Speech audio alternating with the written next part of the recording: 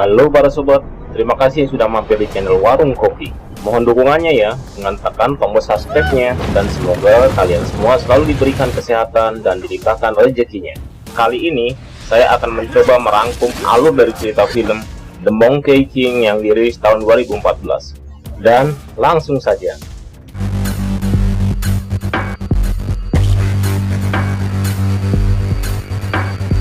Kisah dimulai ribuan tahun silam. Setelah terbentuknya alam semesta, bangsa dewa sebagai dewan PBB-nya pada masa itu menjaga perdamaian antara ketiganya, yaitu dunia manusia, dewa, dan siluman.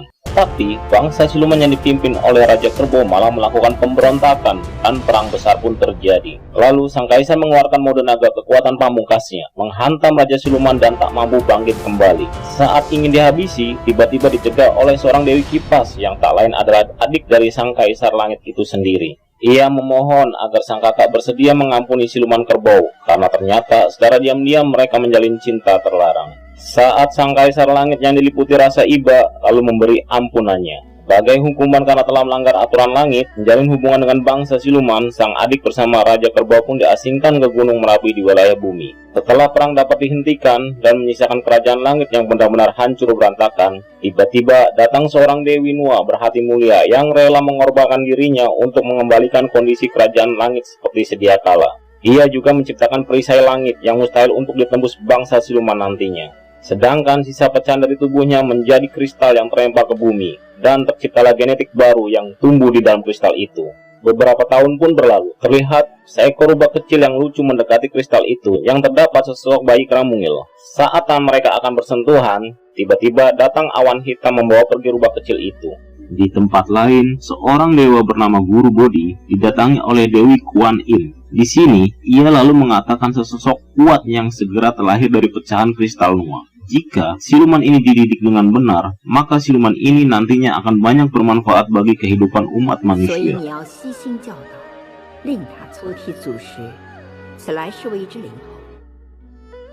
Singkat cerita, saat si kera sedang bersenang-senang bermain dan memetik buah, ia melihat ada kupu-kupu indah lantas bermaksud menangkapnya. Tetapi malang, kupu-kupu itu malah mati genggamannya. Saat si kera sedang bersedih, tiba-tiba Guru Bodhi pun datang. Ia meniupnya, lalu membuat kupu-kupu itu hidup kembali. Ini membuat si kera sangat terkesan dan memohon agar diajari bagaimana cara melakukannya. Guru Bodhi pun bersedia dan mengajak ke tempatnya. Ternyata, Guru Bodhi memiliki sebuah perguruan bela diri bagi keturunan para dewa. Mengetahui si kera belum memiliki nama, ia pun memberinya nama Sun Wukong. Lantas, si kera pun merasa sangat senang dan berjanji akan selalu giat berlatih. Singkat cerita, setelah bertahun-tahun perguruan, Wukong si kera cerdas pun sudah menyerap ilmu 72 perubahan. Ketika sedang bermalas-malasan, di sana seorang murid merendahkannya dengan mengatakan bahwa tidak sepantasnya kaum dari siluman berlatih di tempat ini. Lalu menantangnya, Wukong pun mengubah wujud dengan mudah dan mengalahkan pria itu. Tak lama setelahnya, Guru Bodhi pun datang. Lalu segera menghentikan perkelahian mereka. Ia lalu menasehatinya bahwa mereka harus belajar mengendalikan emosinya dan lebih bijak dalam menggunakan kekuatan yang sudah diajarkan. Kemudian, sang guru mengajak Wukong untuk pergi ke suatu tempat. Namun di tengah perjalanan, ia memasuki putaran dimensi yang menakutkan. Beruntung itu semua hanyalah mimpi. Tetapi, Guru Bodhi lalu menjelaskan bahwa itu bukanlah mimpi biasa, karena itu bisa menjadi ramalan mengenai masa depan yang akan dihadapi oleh Wukong. Di sisi lain, Siluman Kerbau datang menemui Dewa Erlang, menghasutnya agar mau membantunya dalam menaklukkan kerajaan langit. Dan sebagai imbalan, ia akan memberikan jabatan tertinggi kepadanya. Dewa Erlang yang dipenuhi sifat tamak menyetujui kesepakatan itu. Di Gunung Wuokuo, terlihat para kera yang panik dikejar-kejar oleh sesosok siluman batu raksasa. Beruntung Wukong datang tepat waktu dan berhasil menghancurkan siluman pengganggu itu.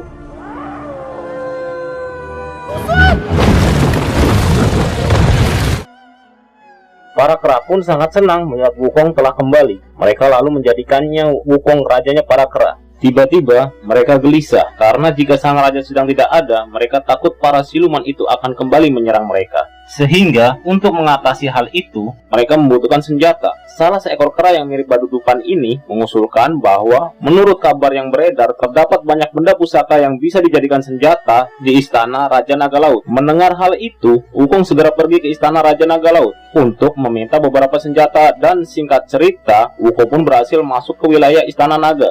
Jauh di dasar laut di sana, ia mendapat serangan dari ikan piranha raksasa yang tak lain adalah panglima istana naga, dan tanpa basa-basi menelannya bulat-bulat. Kemudian Wukong dapat mengatasinya dengan mudah. Ia lalu menerobos di istana dan mencoba bicara kepada Raja Naga dengan mengatakan tujuannya yang hanya ingin meminjam beberapa senjata untuk para rakyat keranya. Awalnya, sang raja menolak sampai Wukong menggunakan cara kekerasan dengan mengalahkan satu persatu penjaga di istana. Karena tidak ingin korban jatuh lebih banyak, Raja Naga pun menyerahkan semua senjata agar Wukong segera pergi. Di sana juga ada pakaian tempur berlapis emas yang dimintanya juga. Namun saat ingin pulang, ia melihat tongkat raksasa yang sangat menarik perhatiannya. Raja Naga pun menjelaskan bahwa benda itu adalah pilar penopang laut yang berguna menjaga perairan agar tetap stabil. Selama berabad-abad, tidak ada satupun dewa yang mampu mengangkatnya. Wukong yang justru merasa tertantang mendekati pilar itu dan mencabutnya secara paksa.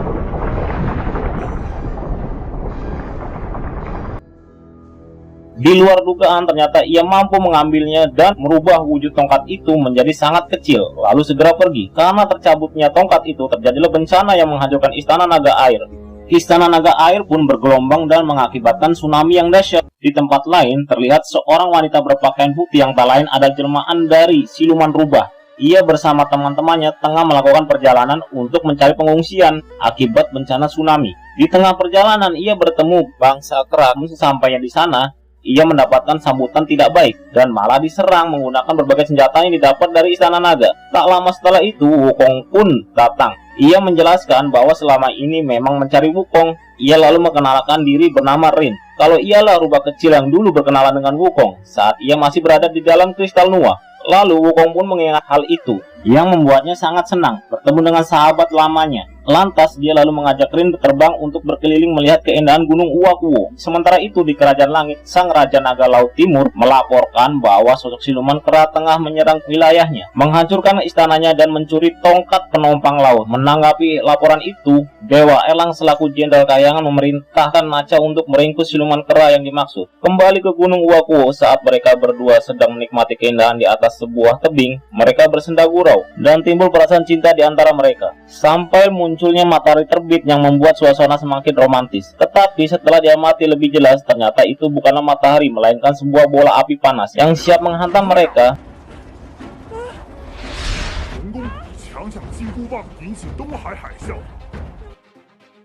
Dan benar saja, itu adalah serangan dari Nacha atas perintah langit untuk menangkap Sun Wukong. Terjadilah pertarungan antara mereka berdua. Dengan gelang saktinya, Nacha berhasil mengatasi kelincahan Wukong dan siap membakarnya dengan jurus semburan apinya. Tiba-tiba, Raja Kerbau datang mengembalikan serangan Nacha, sehingga Wukong pun berhasil diselamatkan. Mengetahui Nacha yang gagal, Dewa Elang segera melaporkan hal ini kepada Kaisar Langit dengan menegaskan kalau Wukong tidak segera diringkus, nantinya akan lebih banyak menyebabkan malapetaka. Tetapi, sang Kaisar Langit tidak sependapat. Ia tahu kalau Wukong berasal dari kemurnian kristal Nuwa. Ia masih percaya bahwa Wukong akan membawa kebaikan dengan arahan yang tepat. Di Gunung Uakuo, Wukong pun berkenalan dengan Raja Kerbau dan menyatakan rasa terima kasihnya. Karena sudah diselamatkan, mereka pun semakin akrab menjalin hubungan persaudaraan. Singkat cerita, Raja Kerbau pun mulai menghasut dan mengatakan bahwa sebenarnya Wukong memiliki kekuatan yang setara dengan para dewa. Dengan kemampuannya ini, ia sudah selayaknya bisa mendapatkan tempat di kerajaan langit. Rin pun juga sependapat karena mungkin saja di sana Wukong bisa mendapatkan kekuatan yang selama ini ia inginkan, yaitu menghidupkan orang mati atau keabadian. Awalnya, Wukong enggan karena sudah cukup puas tinggal di Gunung Uakuo bersama bangsa keranya. Sampai ia mulai berubah pikiran setelah melihat rakyat kera yang mulai tua termakan usia. Akhirnya berangkatlah Wukong menuju kerajaan langit, dan sebelum itu ia berjanji akan membuat kekasihnya Rin abadi. Setelah itu Raja Kerbau kembali menemui Dewa Erlang untuk membahas rencananya untuk memanfaatkan Wukong menghancurkan perisai langit agar seluruh pasukan siluman bisa melancarkan serangan. Tetapi Dewa Erlang merasa ragu kalau Wukong mampu menembus perisai yang sangat kuat itu. Lalu Raja Kerbau kembali menjelaskan kalau di dalam istana terdapat pil api sakti yang dapat melipat gandakan kekuatan. Singkat cerita, Wukong berhasil menerobos masuk istana langit. Ia mencoba berkeliling dan mengagumi kerajaan yang begitu luas dan megah. Secara tak sengaja ia melihat seorang dewa yang tak lain adalah Kaisar Langit. Nampaknya ia tengah kebingungan melihat kudanya yang terjatuh lemas. Dengan polosnya Wukong mencoba membantu dengan melepas semua beban kuda tersebut, sehingga kuda itu kini bisa pergi dengan bebas. Setelah itu, datanglah Guru Bodhi bersama pasukan langit. Ia meminta maaf karena tindakan tidak sopan yang telah dilakukan oleh muridnya. Tapi, Kaisar sama sekali tidak keberatan. Ia malah berniat memberikan sebuah jabatan kepada Wukong. Setelah melihat kebaikan di dalam dirinya, dan melihat kedekatan dengan para hewan, ia pun memutuskan untuk menjadikan Wukong sebagai pengurus kuda di Kerajaan Langit. Mendengar itu, Wukong pun merasa sangat senang karena ia merasa dihargai dan diakui oleh Kaisar Langit. Lalu segera menjalankan tugasnya untuk mengurus para kuda. Awalnya semua baik-baik saja, hingga Dewa Erlang datang mencabuki kuda-kuda itu dengan alasan ingin mengajari Wukong bagaimana cara mendisiplinkan para hewan ini. Wukong yang merasa kasihan membalas perbuatan Dewa Erlang dengan cambuk ekornya dan mengatakan bahwa dewa pun juga butuh disiplin. Tidak cuma itu, ia juga melepaskan semua kuda itu agar semua merasakan kebebasan bersama para kuda.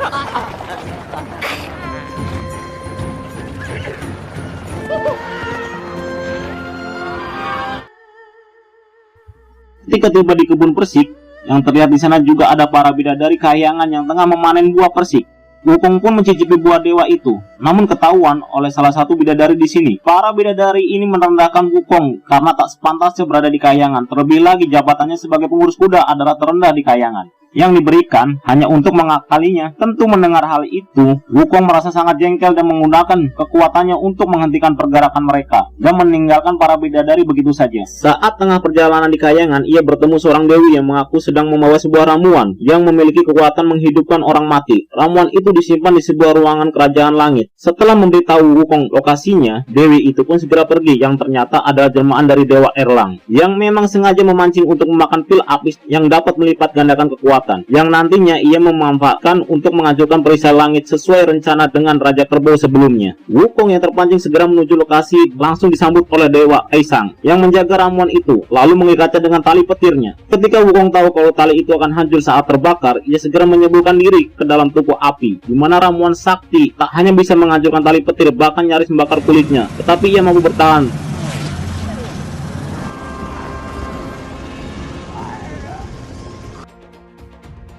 Dengan kekuatan membara, Wukong pun keluar. Merasa sudah memiliki kekuatan keabadian, ia lalu kembali ke Gunung Uakuo. Tapi sayangnya saat ia kembali ke Gunung Uakuo sudah hancur lebur berantakan. Tidak hanya itu, para rakyat kerajaan pun sudah tidak ada yang selamat. Dan pujian hati Wukong, si rubah putih pun juga ditemukan sudah kaku tak bernyawa. Dengan kesedihan yang mendalam, Wukong pun berusaha mengeluarkan seluruh kekuatannya untuk mencoba menghidupkan mereka kembali, namun sia-sia. Karena pil api yang ia makan hanyalah penambah kekuatan, bukan keabadian. Sampai akhirnya, ia yang telah dilanda rasa sedih menguburkan mereka yang telah tiada di bawah tanah Gunung Uakuo. Tak lama setelah itu, Raja Kerbau datang menghampirinya dan menyatakan turut berbela-sungkawa. Ia lalu menunjukkan dan memperlihatkan bahwa serangan ini dilakukan oleh para pasukan Kerajaan Langit. Tentu, tanpa pikir panjang dan penuh emosi berapi-api, Wukong pun langsung melesat menerobos Kerajaan Langit untuk membalas dendamnya. Meskipun ia dihadang oleh pasukan dewa, mudah baginya menghancurkan perisai langit dengan kekuatan yang ia miliki sekarang.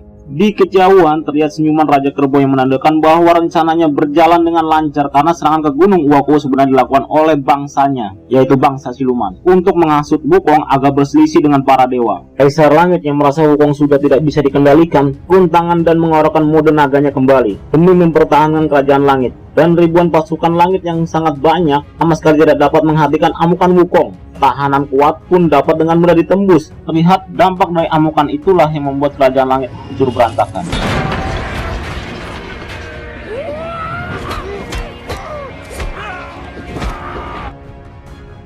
Raja Kerbau yang sudah menantikan hal ini mengambil kesempatan segera mengangkat senjatanya dan bergegas menyerang Kerajaan Langit. Dengan jurus awan kegelapan, ia pun melumpuhkan ratusan prajurit langit dengan sangat mudah. Ia juga membunuh Guru Bodhi yang berusaha menghentikannya.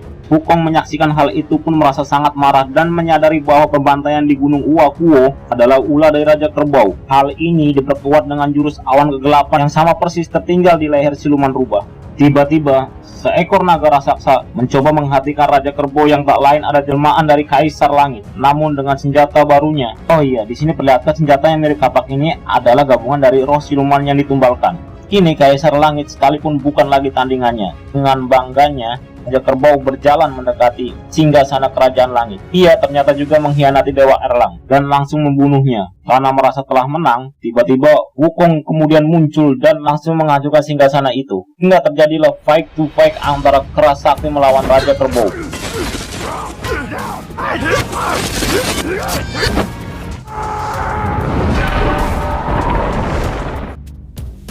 Pertarungan berjalan sangat sengit. Lalu Wukong amat kewalahan dan terkena pukulan tepat di kepalanya. Kemudian ia memasuki alam bawah sadarnya dan bertemu dengan Dewi Kuan Yin yang memberinya pencerahan mengenai arti kehidupan dan kematian. Beliau juga menjelaskan bahwa apa gunanya arti keabadian jika kita hanya membuat kerusakan dan menciptakan kesengsaraan.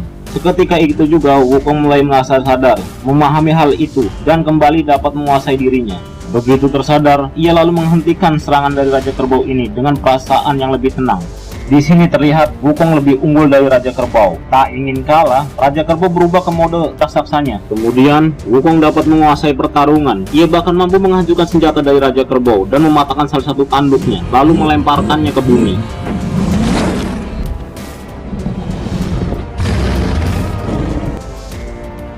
Karena kemenangan Sun Wukong ini, akhirnya kerajaan langit pun bisa diselamatkan. Akan tetapi, meskipun serangan bangsa siluman telah berakhir, dampak pertarungan itu benar-benar telah menghancurkan kerajaan langit dan butuh ratusan tahun untuk membangunnya kembali. Sampai akhirnya, Sang Buddha Agung datang dan mengatakan atas kesalahan yang telah dilakukan, ia harus menjalani hukuman dengan ditindih di bawah gunung 5 jari selama 500 tahun untuk merenungi semua perbuatannya. Sampai nanti, datang seorang biksu yang sedang melakukan perjalanan ke barat akan membebaskannya. Wukong pun bersedia, tak keberatan, dan dengan ikhlas menerima hukuman itu. Sementara itu, atas semua kejahatan yang telah dilakukan Raja Kerbau, Sang Buddha Agung pun menghukumnya untuk bereinkarnasi menjadi seekor kerbau biasa. Meskipun demikian, Sang Dewi Kipas bersama anak yang telah lahir berjanji akan tetap setia menemaninya. Singkat cerita, 500 tahun pun berlalu. Terlihat seorang biksu yang mendekati Gunung 5 Jari, tempat di mana Sun Wukong menjalani hukumannya. Jadi, kesimpulan dan pesan dari film ini adalah semua yang kita tanam pasti akan menuainya. Berbuat baiklah kepada sesama, kelak kita akan menerima kebaikan juga nantinya. Dan Assalamualaikum warahmatullahi wabarakatuh.